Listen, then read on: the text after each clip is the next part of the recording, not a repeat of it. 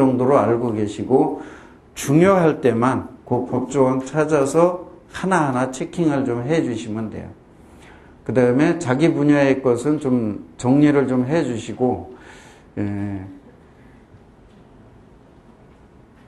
모든 것이 어떤 문제가 생기거나 좀 정리가 안 될 적에는 너무 법 규정에 갖다가 하지 마시고 일반적인 타협을 많이 유도를 하시는 것이 좋습니다. 앞에서 지금 얘기를 했지만은 홍보에 열을 올리라는 건 DM이 됐든 명함이 됐든 처음에는 다른 선배님들이 얘기하는 거 듣지 마세요. 무조건 하세요. 무조건 그냥. 그 돈도 별로 안 들어가요. 명함 뭐 천장 만장 뿌려봐야 내가 몸으로 뛰는 거는 그렇게 많이 안 들어가니까 특히 오전에는 손님이 별로 없습니다. 또 사무실에 둘 이상 보통 개업을 하니까 한 사람 있고 한 사람 나가서 하루에 2시간씩만 돌아도 매번 돌아도 몇 바퀴만 돌으면은 굉장히 좋습니다. 그 다음에 내가 처음에 못할 때는 아까 공동중개를 해라 그랬는데 유능한 실장을 두는 것도 하나의 방법입니다. 그러면서 실장이 하는 걸 눈여겨보면서 내가 익히는 거. 그 다음에 이제 나머지는 앞에서 설명을 드렸으니까 맨 끝에 거래 후에 그 사후 관리를 좀 잘 해두시라는 거. 그래서 가끔 가다 문자도 좀 날려주고 또 될 수 있으면 뭐 전화도 좀 해주시고 그래서 그 관리를 좀 해주시는 것이 좋고 처음에 할 때는 여기 있는데 제가 아까 역곡동을 안 택하고 원정동 쪽을 택했다고 그러는 거 뭐냐 너무 거래 단가가 큰 데를 가시는 것보다 거래 단가가 작은 데가 그 거래가 횟수가 빈번해지기 때문에 처음에는 그것을 익히는 쪽에서도 이게 훨씬 낫습니다. 그 다음에 이제 앞에서 계속 적어드리는데 계약서하고 확인 설명서를 지금 이제 내가 개업을 준비한다든지 어떤 걸 한다 그러면 집에서 수십 장 써보세요. 인터넷으로도 써보고 직접 이 손으로 쓰는 것도 써보고 작성을 자꾸 해보세요. 농지도 해보고 임야도 해보고 빌라도 해보고 아파트도 해보고 단독도 해보고 직접 작성을 해보세요. 막상 그 생각같이 작성이 잘 안 됩니다. 처음에 해보시면. 그러니까 개업하시기 전에는 이걸 수십 번 하셔야 돼요. 그래야 그 고객 앞에서 떨지 않고 쫙쫙쫙쫙 나갑니다. 그래서 이것도 한번 연습을 해보시는데 이거 하실 때는 총 매매대금 얼마, 단가가 어떻게 되니까 얼마입니다. 계약금 얼마입니다. 중도금 언제 얼마, 잔금은 어떻게 할 겁니다. 대출 현재 있는 것은 어떻게 할 겁니다. 하는 내용을 계약서 보시면 여러분 다 아셔요. 다 아시는데 이걸 안 해보고 나면은 계약은 앞에서 쓰자고 다 양짝이 앉아 있는데 거기서 덜덜 떨고 앉아 있어요. 안 쓰여집니다. 그리고 다 쓰고 나서 보면 대출을 빼놨거나 중도금을 빼놨거나 잔금 날짜가 틀리거나 막 이래요.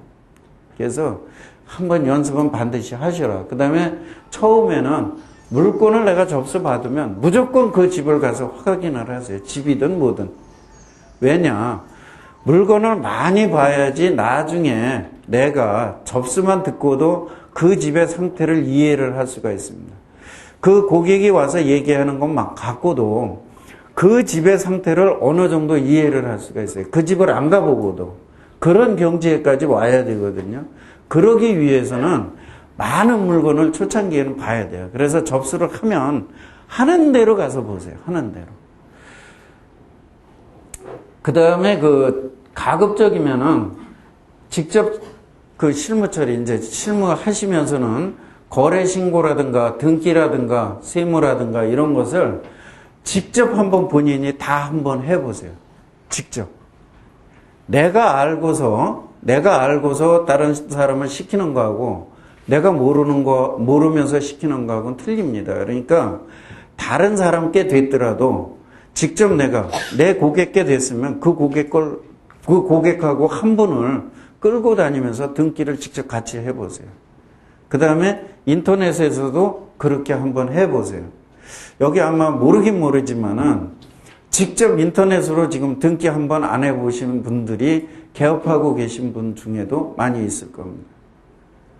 그러니까 법무사만 부르면 된다. 이건 아니에요. 내가 직접 해봐야 어디 가서 어떻게 하고 지금은 또 젊은 층들은 셀프를 많이 하거든요. 그러면 그분한테도 내가 해봤으니까 자신 있게 탁탁탁탁 설명을 해주면 그분이 다시 오게 돼 있죠. 그래서 시간 될 적에 처음에 거래할 때 충분하게 연습하고 이것도 직접 해보고 그 다음부터는 시키세요. 또 그 다음부터 거기서 뭐 한 2, 30만 원, 돈 10만 원 번다고 내가 직접 하지 마시고 그 다음부터는 시키세요. 이제 알으니까. 그래야지 법무사도 먹고 살지. 그 다음에 재반 서류는 좀 가급적이면 다 계약서는 무조건 보관을 하셔야 되고 그 다음에 수익 지출 증빙 서류도 이제는 보관을 전수하시고 이 장부가 앞으로 옛날같이 대충 넘어가던 시대는 지났습니다. 그래서 이제는 이것은 반드시 해야 된다. 지금은 매매는 실거래 계약 하시는 거 다 하시고 지금 임대차도 국토해양부에서 전수 집계가 됩니다. 지금 저 자료가 나와요. 근데 아직은 세무서하고는 연계가 안 돼 있습니다. 그래서 현재 세무서에서는 그 중개업소에서 거래 신고한 가액의 1% 정도를 매출로 보고 있습니다. 1% 정도를. 1%에서 만약에 한 30%가 빠지게 신고를 한다 그러면 자료 요구를 할 수가 있어요. 실제 그렇게들 하고 있고요. 근데 금액이 2, 3천 밖에 안 올랐다 그러면은 아니지만은 한 7, 8천 이상 한 억대 가까이 되면은 30%가 그렇게 따졌을 때 1% 따졌을 때 억대가 됐는데 7천 이하로 신고했다 그러면 자료 요구해요. 실제 그렇게 조사받은 업소들이 많이 있습니다. 근데 왜 1%를 하냐면 지금은 양짝 이렇게 해서 양짝하니까 그 대부분 이제 양짝에 받으면은 1% 정도 되는데 수수료가. 근데 지금은 반밖에 못 하기도 하잖아요. 근데 지금 전세, 임대차가 하나도 안 들어가잖아요. 그래서 그거하고 이렇게 따지면 그 실거래 신고하는 거에 1% 정도를 보면 어느 정도 근사치에 들어온대요, 지금. 그래서 그렇게 하는데 앞으로 이 임대차까지도 전수 들어가게 되고 지금 실거래를 많은 분들이 현지에서는 내가 소득이 노출되니까 중개업소가 법무사를 시켜서 하는 경우가 많이 있습니다. 근데 지금 이 법무사가 하는 것을 알고 있어요. 그래서 제지를 하려고 그러는 그런 감도 조금 있습니다. 예. 요새 중개업계가 나쁘니까 안 하는데 그래서 어느 정도 해도 괜찮다. 이따 설명을 드릴 겁니다. 다 하셔도 그렇게 괜찮다는 거. 그 다음에 요새 아까 얘기했듯이 저거 해보면 요 현금 영수증 발급 포상금 신고가 있어가지고 중개수수료 영수증 안 띄워주면은 나중에 와가지고 살짝 요거 따지고 가는 분이 있어요. 그래서 저도 한 3분 정도 그런 경우가 있는데 한 분은 직접 세무서로 신고를 했는데 제가 영수증을 안 드렸거든요. 이제 저도 현금 영수증이나 이런 걸 발급을 하면서 본인한테 직접 안 주는 경우가 많습니다. 근데 왜 그러냐면 잔금하는 날 정신없이 막 하다 나면 안 주게 되기도 하고 또 실제 그걸 챙겨 가시는 분들도 별로 없고 그러니까 해서 제 서류에만 하고 있어요.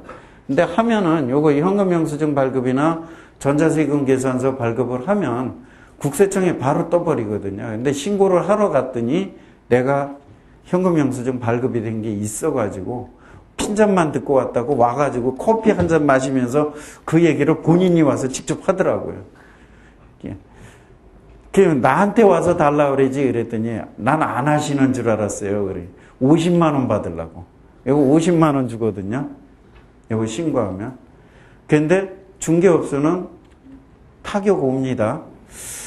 그 다음에 이제 요 매도 매수자가 좀 사기적으로 좀 다니는 분들이 있고, 그래서 요게 그 거래가 잘 안 될 때 이게 이렇게 여러 가지 가족관이라든가 뭐 이렇게 하면서 와서 하는 경우도 있고, 요 중에는 또 가끔 가다가 우리가 중개를 하면서 좀 요새 같은 때 인정작업이라는 것도 좀 많이 해요. 주택에서도 그렇고 아직도. 중개업법에는 위배가 되는데 그런 부분들이 좀 있는데 그럴 적에 이제 이렇게 와서 좀 시비를 거는 경우가 있고 그 다음에 법정 수수료보다 더 많이 받을 때가 있는데 이때는 우리 간이 사업자로 신고를 하시면